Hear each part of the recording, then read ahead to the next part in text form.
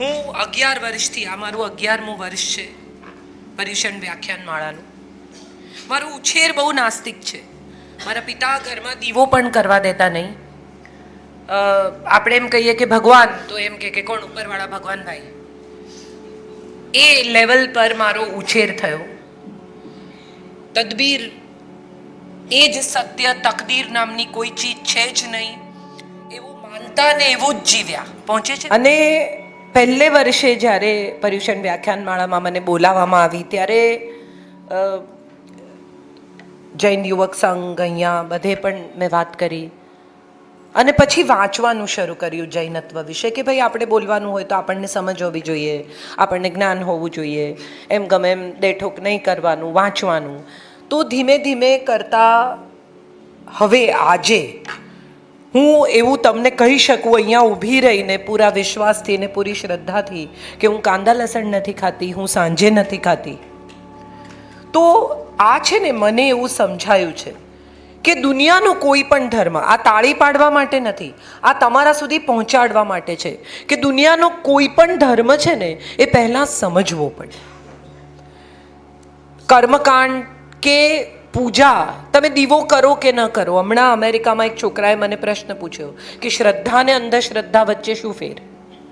તો મારો સાદો જવાબ એ છે કે કોડિયું, ઘી અને રૂ 3 ભેગા કરો તો દીવો પ્રગટ છે, એ મારી શ્રદ્ધા છે. પણ જો હું આજે દીવો નહીં કરું તો મને પાપ લાગશે, એ મારી અંધશ્રદ્ધા છે. આટલો જ ફરક છે બેની વચ્ચે. આટલું કરવાથી આમ થશે, આટલું કરવાથી આમ થશે. કોઈ વચનો કેમ તમને આપવા પડે કે તમે અત્યારે છોડશો તો તમને સ્વર્ગમાં મળશે?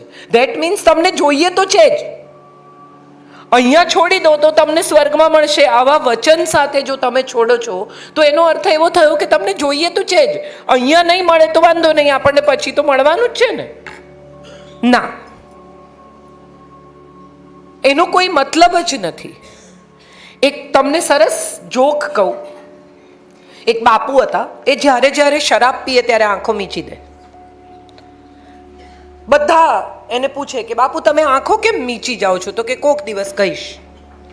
પાછા થોડા દિવસ થાય એટલે એમ કે તમે આંખો કેમ મીચી જાઓ છો? તો કે કોક દિવસ કહીશ. બાપુ નીટ પીવે, અંદર કંઈ નાખે નહીં, ન પાણી, ન બરફ, ન સોડા, ન કંઈ. તો એક દિવસ એક જણે કહ્યું કે ના આજે તો કહો જ. એટલે એમણે કીધું કે થાય છે એવું કે હું આંખો ખુલ્લી રાખું ને તો મને લાળ પડી જાય છે, એટલે પછી અંદર એ ભળી જાય તો પેલું નીટ નથી રહેતું. સવાલ એ છે કે આપણે બધા એવું માનીને ચાલીએ છીએ કે સંયમ એટલે પર્યુષણ પૂરતું કશું છોડવું, સંયમ એટલે અમુક રીતે વર્તવું, સંયમ એટલે અમુક રીતે વિચારવું, સંયમ એટલે અમુક રીતે જીવવું. વ્યાખ્યા શું છે સંયમની? આપણે કોને સંયમ કહીએ એવો સવાલ હંમેશા ઊભો રહે છે. અને જૈનત્વની આખી ફિલોસોફી સંયમ પર, સમ્યક માર્ગ પર ઊભી છે. There is a middle way to everything in life. કોઈ એક્સ્ટ્રીમ આમ કે આમ નથી.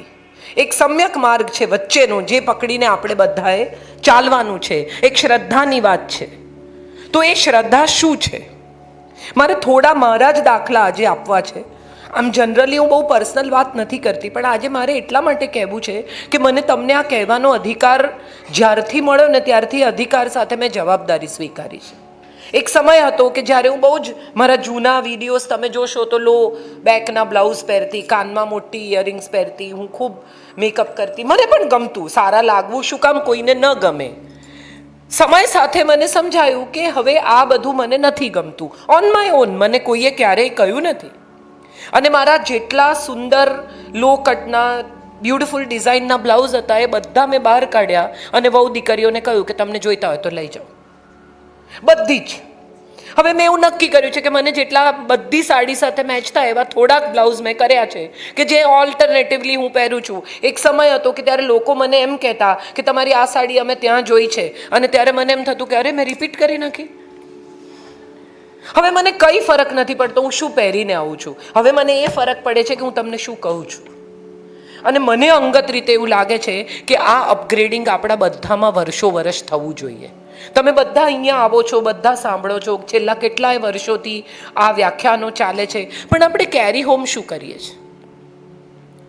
મારે બધાને આ વાત આજે કહેવી છે કે ઘરે શું લઈ જઈએ છે. જયેશભાઈ વ્યાખ્યાનમાં આવે એટલે રમેશભાઈ આવે, કે રમેશભાઈ પાસે કશું જુદું લઈ જવાનું છે ને જયેશભાઈ પાસે કંઈ જુદું લઈ જવાનું છે, રેખાબેન પાસે કંઈ જુદું છે ને હેમાબેન પાસે કંઈ જુદું છે.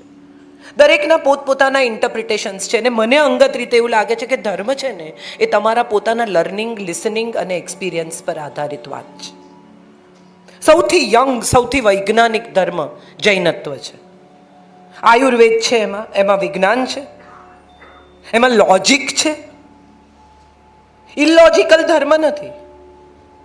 આમ નહીં કરો તો આમ થશે, આમ નહીં કરો તો આમ થશે, આવું કોઈ ભય નથી.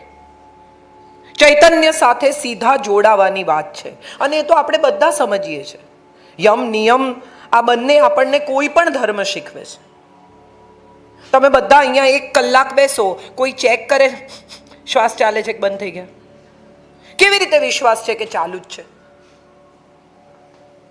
કેમ કોઈએ ઘડી ઘડી ચેક નથી કરવું પડતું? એ વિશ્વાસ ક્યાંથી આવ્યો કે ભાઈ આપણો શ્વાસ ચાલે છે, કંઈ પ્રોબ્લેમ નથી? પ્રોબ્લેમ ક્યારે થશે કે શ્વાસ નહીં ચાલે તો તરત ખબર પડી જશે કે આ નથી ચાલતો, કંઈક તકલીફ થવા માંડી. તો એનો અર્થ એમ થયો કે ધર્મ પણ આપણા શ્વાસ જેટલો જ નિયમિત અને આપણી જીવનશૈલીનો ભાગ હોવો જોઈએ. માત્ર પર્યુષણ પૂરતા આપણે ધાર્મિક થઈ જઈએ, અમે પર્યુષણમાં કાંદા લસણ નથી ખાતા. ના, હું નથી જ ખાતી પર્યુષણમાં ઓર નો પર્યુષણમાં.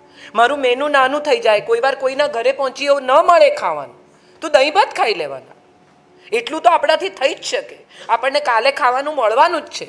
આપણે બધા જ ડરી ગયેલા લોકો છીએ કે આમ નહીં કરીએ તો આમ થશે ને આમ નહીં કરીએ તો આમ થશે. મારે જે કહેવું છે એ છે કે છોડવું, સંયમ રાખવો, શાંત રહેવું, ક્રોધ ન કરવો, અપરિગ્રહ કરવો, આ બધું પુસ્તકમાં લખ્યા પ્રમાણે નહીં જીવી શકાય. 5 જોડી કપડામાં હું મારું જીવન વિતાવી દઈશ, આવી બધી આ તમને લેક્ચર્સ દરમિયાન લાગણી થઈ જાય કે બધું કાઢી નાખો, આપણે કંઈ નથી જોઈતું. પછી ઘરે જાઓ ત્યારે સમજાય કે ના ના યાર, લગ્નના કપડાં તો જોઈશે, કોકને ત્યાં લગ્ન આવશે, કોક ગુજરી જાય તો સફેદ 2-3 જોડી રાખો, ફલાણું આમ કરો. So then you start gradually understanding કે ભાઈ રોજિંદી જિંદગી અને પુસ્તકમાં કે જીવનમાં કહેવાયેલો ધર્મ જુદો છે. પણ એ બેની વચ્ચે બેલેન્સ કેવી રીતે કરશો એ મારી વાત છે.